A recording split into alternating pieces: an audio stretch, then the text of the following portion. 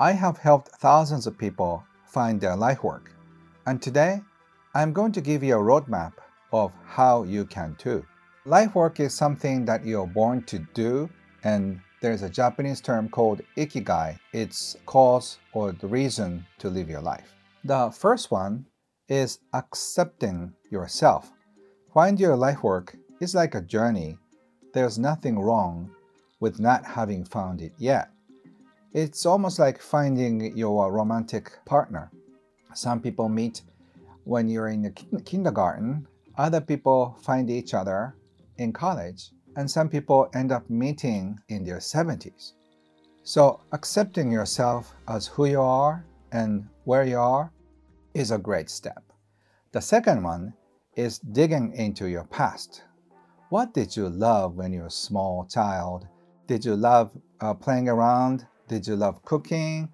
Did you enjoy playing some kind of sports? Did you enjoy reading, writing, drawing, doing something with your computer? Whatever you fell in love with when you're small has a great hint of your future life work. I have so many students who just found their life work by digging into their past. One person, when she was asked this question, she remembered, wow, yes, I completely forgot about it, but I was a great painter. And then that night, she just cried, and painted. So, you may have forgotten that you're good at something because you're depressed or you just give up hope in pursuing your career. But by digging into your past, you may realize that you are so good at something. And also, what do you love? What are you good at? Those things are related to your gifts. So please start digging into your past and find your passion from your past. The third one is narrowing down your life work. Look for patterns in what you enjoy and you're good at, and then figure out what kind of industry you should go. If you're like me, you are good at something in many different fields. So I wasn't really sure what I was going to do.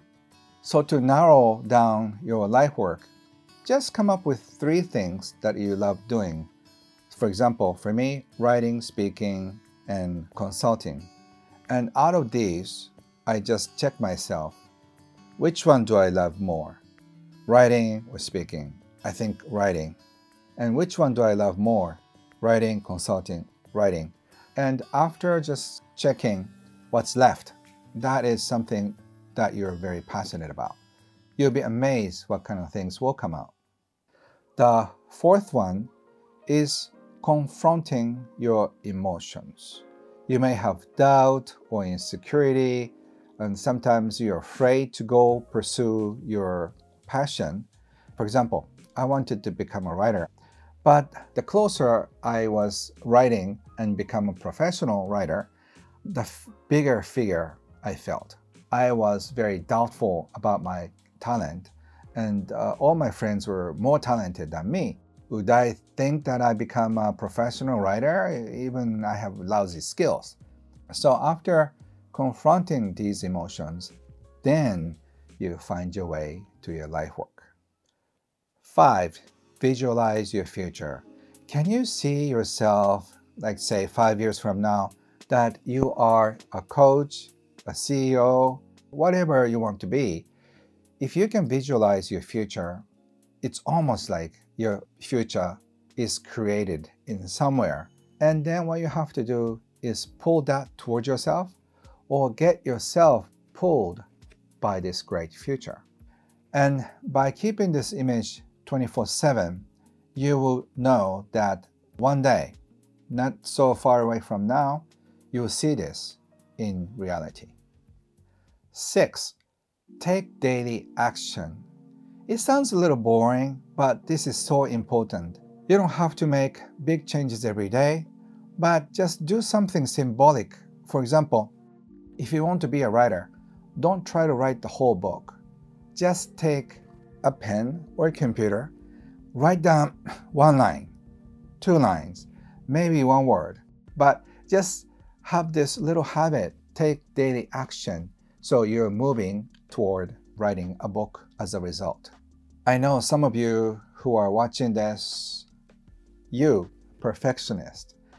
I understand I have this perfectionist in me, but you have to really let it go, otherwise you cannot take a single step. When I started writing, I decided not to erase things. For those of you who are perfectionists, I think you want to delete the file, but don't delete it. Leave everything in your computer, and then you can edit it, but don't try to make it to 0. That's my advice for you. 7. Celebrate your successes. When you hear this word, you may have felt, oh, I haven't really succeeded at anything. Or even if you are successful, you feel it's not yet. Your bar is too high. If you just finish one book and then you regard it as success, it takes months to feel one success. For me, the bar of success is finishing one page. When I'm not doing well, I just celebrated myself with only writing one line, or one word even. So if you learn how to celebrate by yourself, just a tiny success every day, then you feel good about yourself. The other technique I'd recommend is pre-celebrate your success before it happens. You can pre-celebrate the success of your new book, success of a new coaching program, whatever that is. In one day, how many times do you feel that you are just on the right track? There's a study done on happiness. The more you feel that you are on the right track, they feel secure. So whenever you feel lost, you feel like, I don't know if I'm going anywhere, just remind yourself that you are on the right track, and then I'm enjoying success every step of the way. 8. Make your life work your job. You feel like it's going to take forever if I want to become a professional speaker, professional singer, professional writer. And of course, it's not so easy to do, but you can give it a try. There are so many ways to monetize what you do. A friend of mine who is a singer, she has about 500 people who are supporting her monthly by paying something like $20 a month. You may be saying that I don't have 500 people to support me. You know what happened to her? She started with 3 people, and then she gradually grew the number by spending 3 or 4 years. And she created her music after the work and also on weekends. Even though she's not the best singer, she can make a living out of it. So you don't have to be super genius, you don't have to be super talented at what you do, but once you start monetizing your gifts, you'll be more motivated and inspired to do more. You'll find your ways to become successful enough to support yourself. So just set an intention that one day I'll become professional by doing what I love. This will make you feel that you're on the right track. And by the way, if you want help with living your life work in Ikigai, you can join my free virtual event. 9. Embrace failure and learn from it. If you feel like if you fail once, that's the end of the game, that's so wrong. Because failing is part of the game. Do you know how many times I feel like a failure in the process of finishing one book? At least a few times a page. But it's a feeling in me. It's not a fact. But you feel like you're a failure along the way. I always remember this Japanese technique called kintsugi. When ancient people dropped their porcelains and then there's a crack, instead of throwing them away, they came up with a technique to put them together. Usually they put gold as a glue. So that is a technique by turning your failure into something artistic. They look more beautiful than before. So think of your life. If you have so many failures, just think of them as the medals, as kintsugi in a beautiful cup. Despite all the failures, you have made it.